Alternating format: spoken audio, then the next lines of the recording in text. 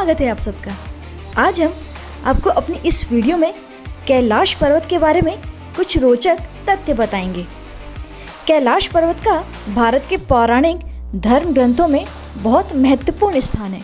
इस स्थान का भगवान शिव के साथ बहुत खास संबंध है। धार्मिक ग्रंथों और पुराणों के अनुसार कैलाश पर्वत को भगवान शिव का निवास स्थान बताया जाता है।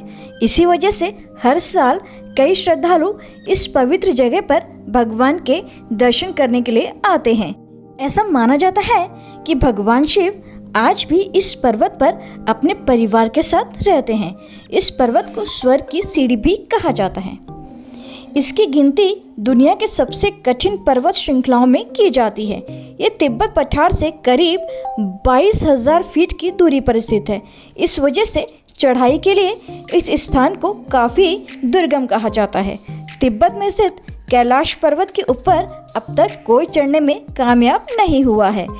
कैलाश पर्वत की ऊंचाई 6,600 मीटर से अधिक है, जो दुनिया के सबसे ऊंचे पर्वत माउंट एवरेस्ट से लगभग 2,200 मीटर कम है।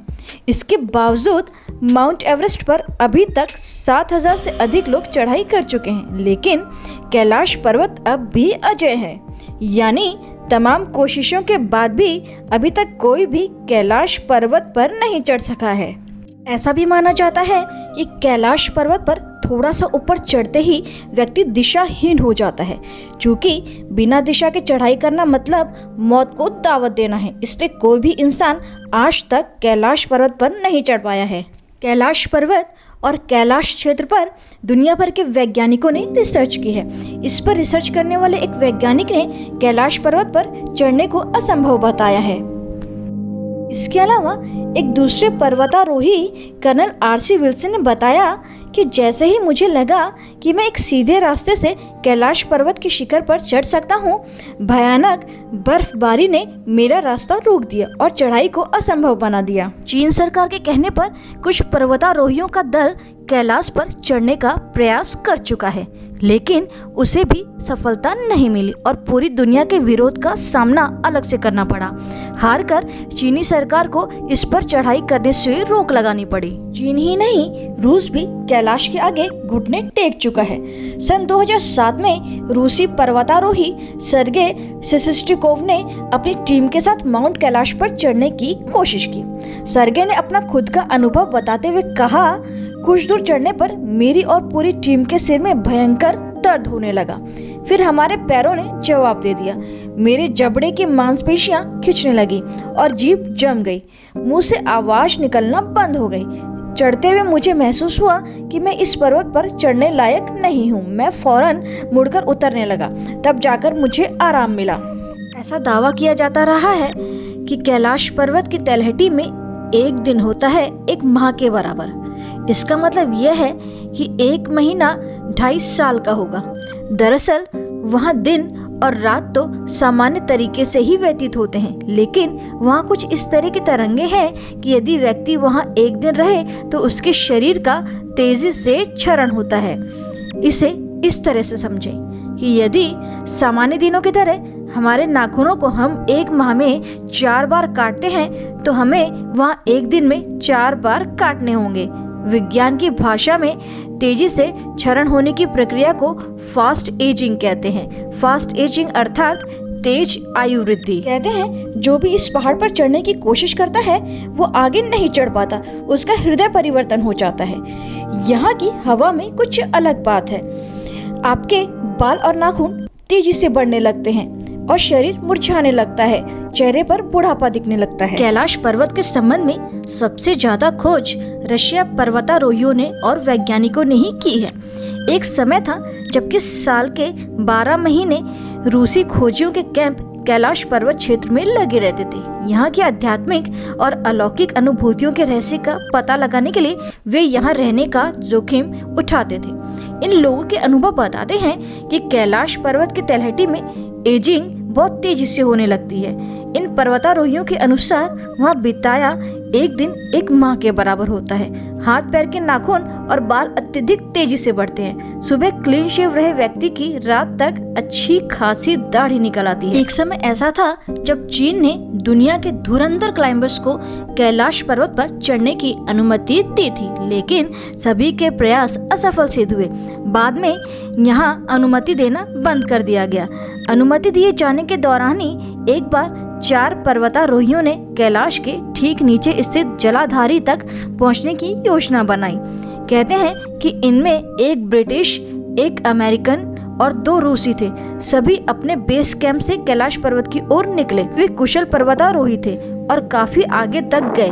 बाद में 1 सप्ताह तक उनका कुछ अता पता नहीं चला, लेकिन जब वे लौटे तो उनका हुलिया एकदम बदल चुका था। आंखें अंदर की ओर धंस गई थी। 1 सप्ताह में ही दाढ़ी और बाल हद से ज्यादा बड़े हो गए थे। उनके अंदर काफी कमजोरी आ गई थी। ऐसा लग रहा था कि वे 8 दिन में ही कई माह आगे जा चुके हैं। कुछ के अनुसार वे कई साल आगे जा चुके थे। उन्हें अस्पताल ले जाया गया, लेकिन दिग्भ्रमित अवस्था में उन चारों ने कुछ दिन बाद ही दम तोड़ दिया। कहते हैं कि ऐसा भी अनुभव होता है कि कैलाश की परिक्रमा मार्ग पर एक ऐसा खास पॉइंट आता है जहां पर आध्यात्मिक शक्तियां आगे बढ़ने के विरुद्ध चेतावनी देते हैं। वहां तलहटी में तेजी से मौसम बदलता है। ठंड अत्यधिक बढ़ जाती है। व्यक्ति को बेचैनी होने लगती है। अंदर से कोई कहता है यहाँ से चले जाओ। जिन लोगों ने चेतावनी को अनसुना किया उनके साथ बुरे अनुभव हुए। कुछ लोग रास्ता भटक कर जान गंवा बैठे। 1999 में रूस के नेत्र रोग विशेषज्ञ अर्न्स्ट मुल्तशेफ ने ये तय किया कि वे कैलाश पर्वत के रहस्य को खोलने के लिए उस इलाके में जाएंगे। उनकी पर्वतारोहण टीम में भूविज्ञान और भौतिकी के विशेषज्ञ और इतिहासकार शामिल थे। इस दल के सदस्यों ने कई तिब्बती लामाओं से मुलाकात की, पवित्र कैलाश पर्वत के आसपास कई महीने बिताए। बाद में मुल्तशेफ ने एक किताब भी लिखी। खोजबीन करने के बाद मुल्तशेफ की टीम इस निष्कर्ष पर पहुंची कि वास्तव में कैलाश पर्वत कोई प्राकृतिक ढांचा नहीं है, बल्कि एक पिरामिड है जो सुपरनैचुरल ताकतों की वजह से बना है। उनका कहना था कि कैलाश पर्वत 100 रहस्यमय पिरामिडों से मिलकर बना है और ये परलौकिक गतिविधियों का केंद्र है। वहां से लौटने के बाद मुल्तशेफ ने लिखा, रात की खामोशी में पहाड़ के भीतर से एक अजीब तरह की फुसफुसाहटों की आवाज सुनाई देती है।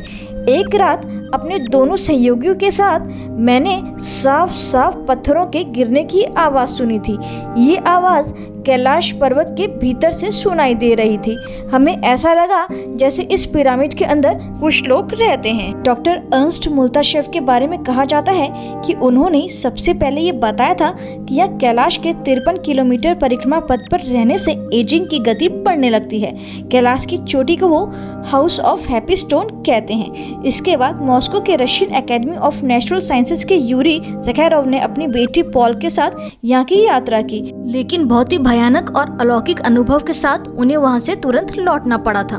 कैलाश पर्वत का महत्व इसकी ऊंचाई की वजह से नहीं है, बल्कि इसके विशेष आकार की वजह से है। माना जाता है कि कैलाश पर्वत का आकार चौमुखी दिशा बताने वाले कंपास की तरह है। कैलाश पर्वत को धरती का केंद्र माना जाता है। कैलाश पर्वत को धरती का केंद्र बिंदु मानने के साथ साथ कई लोग इस जगह को भौगोलिक ध्रुव मानते हैं। इसके अलावा एक दूसरी स्टडी के मुताबिक कैलाश पर्वत ही वो एक्सिस मुंडी है जिसे कॉस्मिक एक्सिस, वर्ल्ड एक्सिस या वर्ल्ड पिलर कहा जाता है। एक्सिस मुंडी लैटिन का शब्द है जिसका मतलब ब्रह्मांड का केंद्र होता है। इसके अलावा अलग अलग धर्म में अलग अलग जगहों को धरती का केंद्र भी माना जाता है।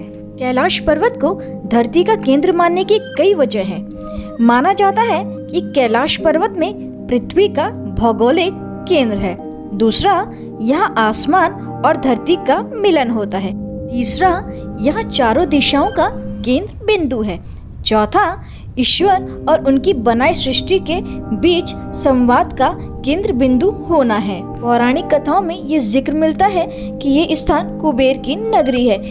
यहीं से श्री हरि विष्णु के चरणों से निकलकर गंगा कैलाश पर्वत की चोटी पर गिरती हैं। यहाँ से भोलेनाथ उन्हें अपनी जटाओं में भरकर धरती पर प्रभावित करते हैं। इस अलौकिक जगह पर प्रकाश और ध्वनि तरंगों का समागम होता है जो ओम की प्रतिध्वनि करता है। माना जाता है कि जब कैलाश पर्वत की बर्फ पिघलती है तो पूरे क्षेत्र में डमरू की आवाज सुनाई देती है। कैलाश पर्वत के ऊपर 7 प्रकार की रोशनियां चमकती हैं। कई लोगों ने इन रोशनियों को चमकते हुए देखने का दावा किया है।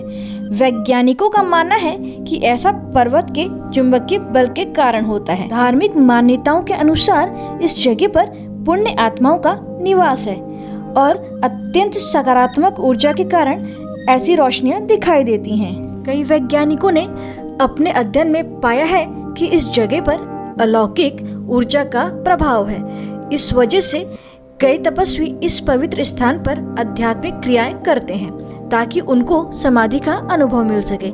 यही नहीं, कैलाश पर्वत की आकृति भी एक रहस्य का विषय है। इस पर्वत का आकार एक पिरामिड की तरह है। कैलाश पर्वत के समीप स्थित मानसरोवर झील की पौराणिक मान्यता है। ऐसा माना जाता है कि महाराज मानधाता ने मानसरोवर झील की खोज की और कई वर्षों तक इसके किनारे तपस्या की थी, जो इस पर्वत की तलहटी में स्थित है। बौद्ध धर्मावलंबियों का मानना है कि इसके केंद्र में एक वृक्ष है जिसके फलों के चिकित्सीय गुण सभी प्रकार के शारीरिक और मानसिक रोगों का उपचार करने में सक्षम है। कैलाश के दक्षिण में सूर्य जैसी संरचना वाला ब्रह्मताल है। ब्रह्मताल को ही मानसरोवर झील के नाम से जाना जाता है, जिसके दर्शन करने दुनिया भर से श्रद्धालु यहाँ आते हैं। वहीं इसके 1 किलोमीटर की दूरी पर एक राक्षस ताल है जहाँ कोई नहीं जाता। ब्रह्मताल का पानी मीठा है जबकि राक्षस ताल का पानी खारा है। यही वजह है कि यहाँ जीव जंतु भी नहीं दिखाई देते। माना जाता है कि ब्रह्मताल सकारात्मक ऊर्जा का केंद्र है जबकि राक्षस ताल नकारात्मक ऊर्जा का केंद्र है। हिंदू धर्म के अलावा कई दूसरे धर्मों में भी कैलाश पर्वत का खास महत्व बताया गया है। जैनियों के मतानुसार ये पर्वत आदिनाथ ऋषभ देव का निर्वाण स्थल है। उन्होंने इसे अष्टपद कहा है।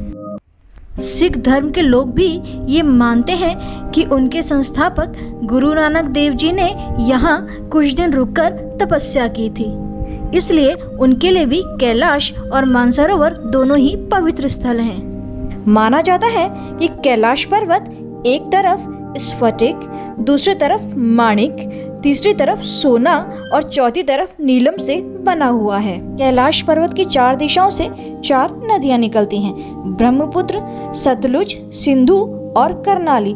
इसी क्षेत्र से गंगा, सरस्वती और अन्य सहायक नदियां भी निकलती हैं। कैलाश की चारों दिशाओं में विभिन्न जानवरों के मुंह हैं, जिसमें से नदियों का उद्गम होता है। पूर्व में अश्वमुख है, पश्चिम में हाथी का, उत्तर में सिंह का, दक्षिण में मोर का मुख है। कैलाश पर्वत पर प्राकृतिक रूप से स्वास्तिक का चिन्ह बना हुआ है जो साफ साफ देखा जा सकता है। कैलाश पर्वत और उसके आसपास के वातावरण पर अध्ययन कर रहे वैज्ञानिक जार निकोलाई रोमनोव और उनकी टीम ने तिब्बत के मंदिरों में धर्म गुरुओं से मुलाकात की। उन्होंने बताया कैलाश पर्वत के चारों ओर एक अलौकिक शक्ति का प्रवाह होता है, जिसमें तपस्वी आज भी आध्यात्मिक गुरुओं के साथ टेलीपैथी से संपर्क करते हैं। तिब्बत के लोग मानते हैं कि इस स्थान पर अलौकिक शक्तियों का आवरण है और यहाँ आज भी बहुत सारे योगी योग मुद्रा में हैं, जिससे कैलाश पर्वत पर अलौकिक आवरण है। वैज्ञानिक भी कैलाश पर्वत पर एक अजीब से रेडिएशन होने की पुष्टि कर चुके हैं, जिससे यह आधुनिक उपकरण भी ठीक से काम नहीं करते। कैलाश पर्वत अपना रंग बदलते रहता है, जो कि सूर्य के प्रकाश के चलते होता है। इसका रंग कभी दूधिया सफेद, कभी गोल्डन तो कभी नीला रंग का होता है। इसकी चोटी पर जमी बर्फ भी अलौकिक शक्ति का प्रदर्शन करती है, क्योंकि बर्फ इस तरह जमी रहती है मानो ओम लिखा हुआ हो, जो कि भगवान शिव का प्रतीक माना जाता है। कैलाश पर्वत से हमेशा ओम की ध्वनि निकलती रहती है। वैज्ञानिकों की माने तो ये ध्वनि बर्फ के टूटने की आवाज से ओम की ध्वनि उत्पन्न होती है। हमारे ब्रह्मांड में भी ओम ध्वनि ही सुनाई देती है। ये तो नासा के वैज्ञानिकों ने पुष्टि की है। अब इसे संयोग माने या शिव की शक्ति का रहस्य, ये आपके ऊपर है। कैलाश पर्वत अपना आकार बदलते रहता है। कैलाश पर्वत की ऊंचाई 638 मीटर है। इसकी चोटी की आकृति विराट शिवलिंग की तरह है, जिस पर पूरे साल बर्फ जमी रहती है। तिब्बत के लोगों का मानना है कि कैलाश पर्वत से ही स्वर्ग जाने का कोई रास्ता है और कैलाश पर्वत के नीचे 2 दिव्य शहर बसे हुए हैं। पहला संभाला और दूसरा अगाथा, और संभाला की रक्षा पर लौकिक शक्तियां कर रही हैं। यहाँ सिर्फ सिद्धि प्राप्त लोग ही जा सकते हैं। शांघाई चीन के डॉक्टर लुइसिन ने संभाला के बारे में खोज करते हुए कहा है कि पूरी दुनिया में उस जगह पर आधुनिक उपकरणों का उपयोग करना नामुमकिन है, क्योंकि वहाँ के वासी हमसे अत्यधिक उन्नत और आधुनिक हैं। और उन्होंने आगे कहा कि कैलाश पर्वत से ही पृथ्वी से स्वर्ग जाने का मार्ग है। यहाँ के लोग टेलीपैथी के माध्यम से दुनिया के किसी भी व्यक्ति से बात कर सकते हैं और किसी भी घटना की जानकारी क्षणों में लगा सकते हैं। कई धर्म ग्रंथों में इस जगह को स्वर्ग भी कहा गया है, जहाँ दुख, दर्द, लोभ, शोभ, मोह और ईर्ष्या का निवास नहीं हो सकता है। कैलाश पर्वत की इस जगह को हिडन सिटी के नाम से भी जाना जाता है। कहा जाता है कि भगवान बुद्ध ने अपने अंतिम समय में समय के चक्र को जान लिया था और इस जगह के बारे में कई लोगों को बताया भी था, और इसके बाद से ही इसे तिब्बत में संभाला कहा जाने लगा, जिसका अर्थ है खुशियों का स्रोत। वर्तमान समय में कैलाश पर्वत की चढ़ाई पर पूरी तरह से रोक लगी हुई है, क्योंकि भारत और तिब्बत समेत दुनिया भर के लोगों का मानना है कि ये पर्वत एक पवित्र स्थान है, इसलिए इस पर किसी को भी चढ़ाई नहीं करने देना चाहिए। कहते हैं कि 11वीं सदी में एक बौद्ध भिक्षु योगी मिलारेपा ने कैलाश पर चढ़ाई की थी। वो इस पवित्र और रहस्यमयी पर्वत पर जाकर जिंदा वापस लौटने वाले दुनिया के पहले इंसान थे, लेकिन मिलारेपा ने इस बात पे कभी भी कुछ नहीं कहा, इसलिए ये बात भी एक रहस्य ही बनी हुई है। और यदि ये बात सत्य है तो मिलारेपा जी के पास दिव्य शक्तियाँ जरूर होंगी। आपको अगर हमारे इस वीडियो से नई जानकारियाँ मिली हो तो आप हमारे चैनल को प्लीज़ लाइक करिए, सब्सक्राइब करिए। धन्यवाद।